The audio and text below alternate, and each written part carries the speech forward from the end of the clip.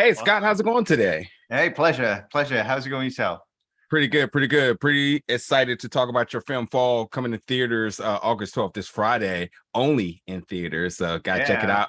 And I will say and will suggest that it should be shown in theaters. And I was excited to check out the film. I was hesitant because as a person who suffers from vertigo, I was like, oh boy, what did I get myself into? Oh, my apologies. But you did fantastic job in Thank cinematography, everything about the design, which I want to learn more about. How you. were you able to bring together this 2,000-foot tall tower and shoot these aerial shots and completely having me like trying to prevent myself from gagging? But like, how did you do it, buddy? Yeah, no, it's a good question. No, thank you. I think that was the key to the movie, honestly. It was figuring out how to film at 2,000 feet. Because I think everything that kind of goes on in the movie, it's like I think as a filmmaker and as audiences, we want to see stuff for real. We can detect it when it's fake, especially nowadays, right? I think we're even more susceptible to that than ever.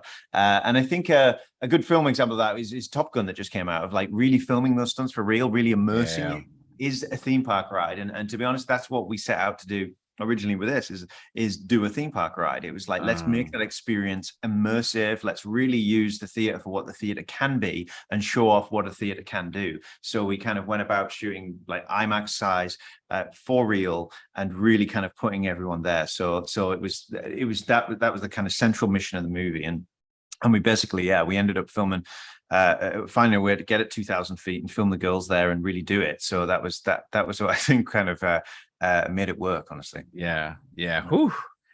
Yeah. A lot. That's what I said.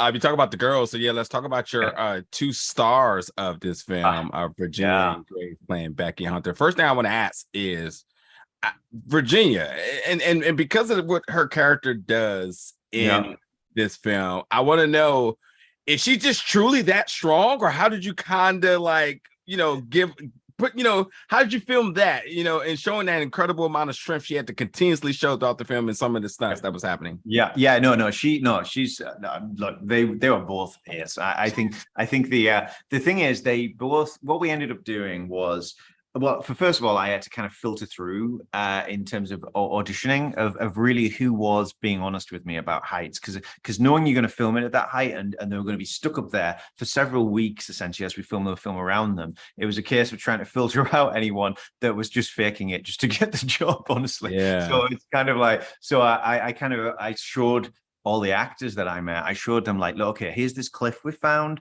and we're building this 100-foot tower structure at right the edge of it, and you'll be sat up there, and we'll be here, and it'll be, and it's all real. And I kind of could see the whites of the eyes of who kind of backed out of that endeavor. And Ginny and Grace, they both were honest about it, and I remember Ginny saying, well, I'm terrified, of course, and I'm not guaranteeing it, but I've done X, Y, and Z, and I think I'll be able to do it. And Yeah. and that was the honesty that was needed, I think. And then when we got there, I think that in terms of getting into kind of the heavier stuff, like climbing up, it was one thing. And honestly, that was even hard to do that, and we all Yeah. kind of did that together. And it's like anything; it looks a lot higher when you're up there than it does even when you're looking up at this big, tall stick in the middle of nowhere. But Yeah.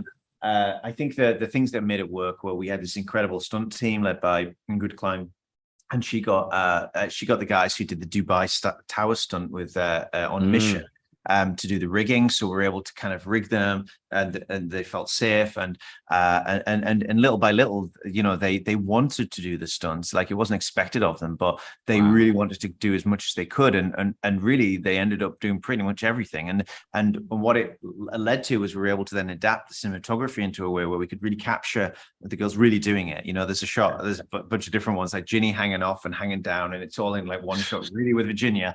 And I remember like the original take of that is quite funny though, because she's climbing down, and she must be knackered because she's done it a few times already. And she's Yeah. hanging off, and she's hanging the thing down, and like on camera, it's like, can you hear anything? And then a moment later, she's like, please pull me up, I'm gonna drop, and she panics, and it's cutting out just before she falls.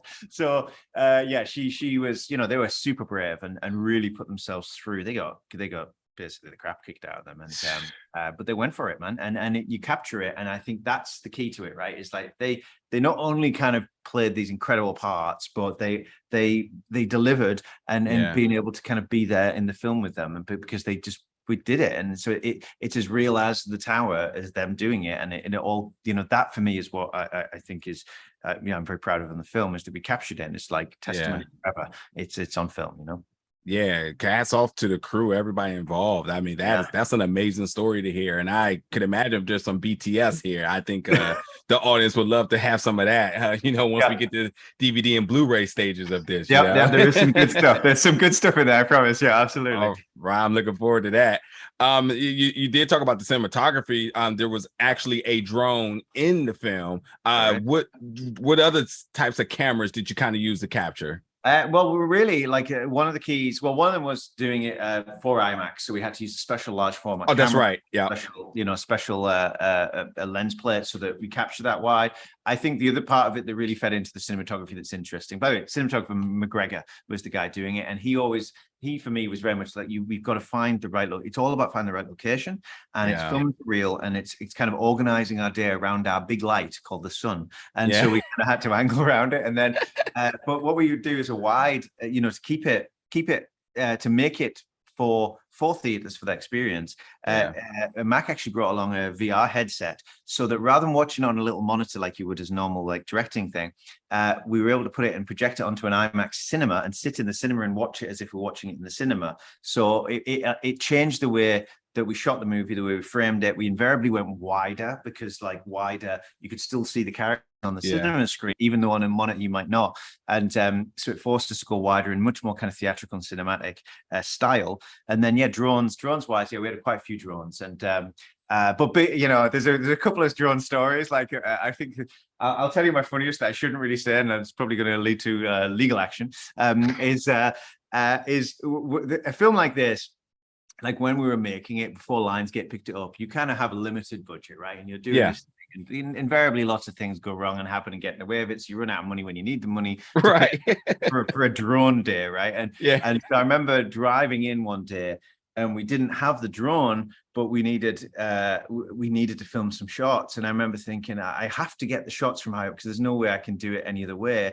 So I remember going by Best Buy and buying a drone, just buying a thingy drone and going up there and filming this scene, like learning how to do it myself, because and doing it all on my own, filming it, taking the card out, and then on the way back I took it back to Best Buy. Absolutely. And took it back. That's why in the movie there's a thank you to Best Buy. Not even realizing they rented that out. So yeah. Now listen, just to be clear, you're a hero, because all of us has been there. It's the way. It's a secret way to make a movie. Like it's just, it's the only way. It's these things, right? I want to cram in a couple other questions, because I know we're going to be coming up on our time. Now, I do, again, want to premise everybody, please check out this film, August 12th, this Friday, only in theaters, should be shown in IMAX. I'm guessing you're going to be able to get options of where you want to choose to see it in the biggest screen possible. Absolutely. You will not be, you will be very impressed, and it's very worth the money to see it in the biggest and best screen possible. A couple of really specific things about the film. The first one isn't, but I want to know, because the theme of this film is about conquering your fears and pushing limits.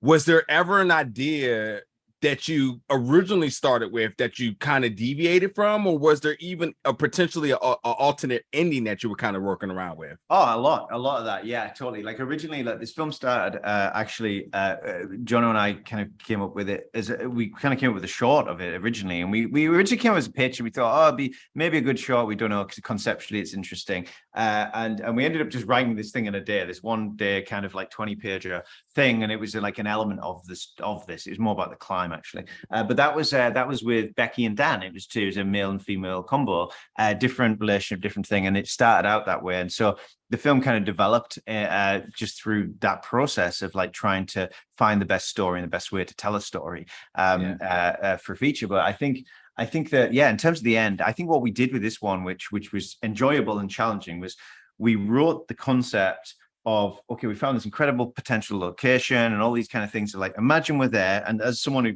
fears height, Right. So anyway, if we're trapped there, what would we do? Like, and that was the way we approached. We kind of wrote ourselves into a hole and then said, if your life depends on it, how do you get out of this situation? And we just kind of played it through ourselves. And actually, we ended up building a little bit like a wooden platform in my garden with a pole on, and we sat there and we worked out like how we would lay and how we would go and all these kind of things. And that's what got. And it was hard. Like, it wasn't like we knew how to get to the end of it, because we had to kind of think about it hard and discover it and try things, so it was a very organic way of doing the movie. But it also allowed us kind of, from a pace point of view, you want to be there, you want to be in the same, you want to have the same rhythm that the audience have. Otherwise, you don't want the audience screaming like, just try this thing, and otherwise nailing it. Absolutely. The one bit of commentary I even said in my review was that, like, you're going to be so engaged with the film, you will be saying, I would do this, or you should do that, and then those things happen. You're just like, oh well, back to the drawing board. that's the thing. It's like you try these things, you're like, God damn it.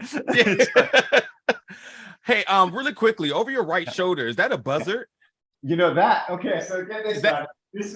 The real villain of the film? The real villain of the film. Hello. It's this guy. There's a screening over at Lionsgate. They had some of these things, and I was like, and given this was probably the biggest challenge in the movie. It's for memorabilia. I thought it'd be fun for today, but getting vultures, it turns out, working with real vultures, they just don't take screen direction. And so it's like, it was so hard to get that stuff in the film and doing it right. So that was definitely, that was something I didn't expect on it. Like, we had loads of issues on production of just surviving the mountain was an issue.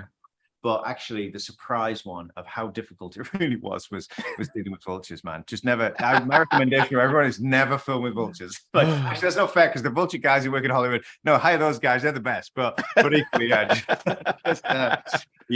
was hard. It was hard for sure. Okay. Two other questions here. The ending here. What was the decision behind how you executed it? Right. Okay. Now, without spoilers, at the very end, as in like, let's just say, how do we kind of play around with this? I'll say this. I feel like there is a few pages of the book missing. Okay. What was the what was the plan for that? Okay. So in terms of, I think there's an off-screen part of that kind of feeds into budget as much as anything else. There was actually a scene. You're 100% right. Actually, there was originally a scene where you saw that. Okay.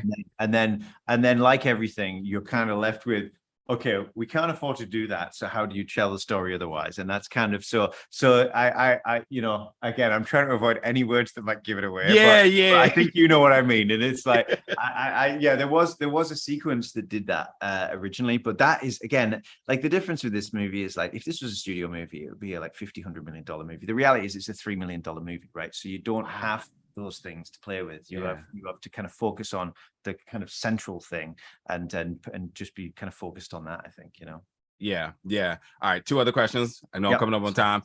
The diner scene, there's an electric tactic that went on with a charger.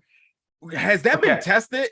My son said to me last night, Daddy, that scene in the diner, does that really work? And I was like, son, I'm quite proud of this one, because I trying to think my way out of the situation on the tower. I hoped it would work, and I tested it on it absolutely works. So all right.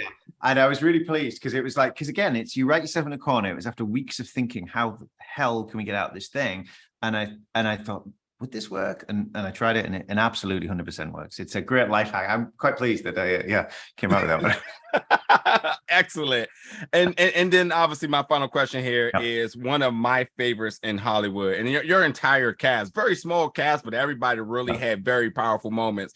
But having Jeffrey Dean Morgan on your set is just, Oh, he's the king, isn't he? He's so good. He's like, no. I look, we wrote the part. I'd worked with Jeff a few years back, and we've been friends. And when we wrote that part, the amount of performance and kind of skill needed to craft that, given the weight of what that part really is in the limited time you have kind of on the ground, let's say, it needed that, and we wrote it specifically with Jeff in mind. We originally called the name Jeff. We changed it to James in the end. We thought it was a bit too kind of much, but we wrote for Jeff, and I'm just saying, listen, I've written this part for you. I would love you to do it.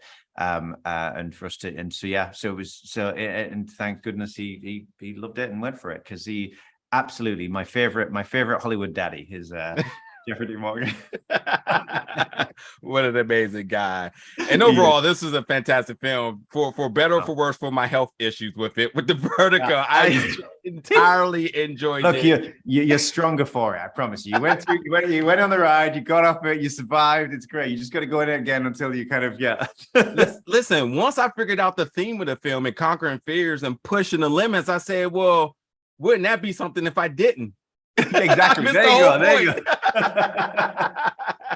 You nailed it. Well, Scott, it's been a pleasure to talk to you again, folks. You got to check out Fall, coming in theaters August 12th, this Friday. The only way to see it is in IMAX. And after you do, make sure you come back in my comments. Let Scott, give him some love. Let him know what you thought about the film. And then hopefully we'll be seeing you around for more exciting films. You surely know how to put cast together. I know that for sure. Thank you very much, man. It's been a pleasure. Thank you. Absolutely. Take care. Cheers, pal. Thank you. Thanks. Big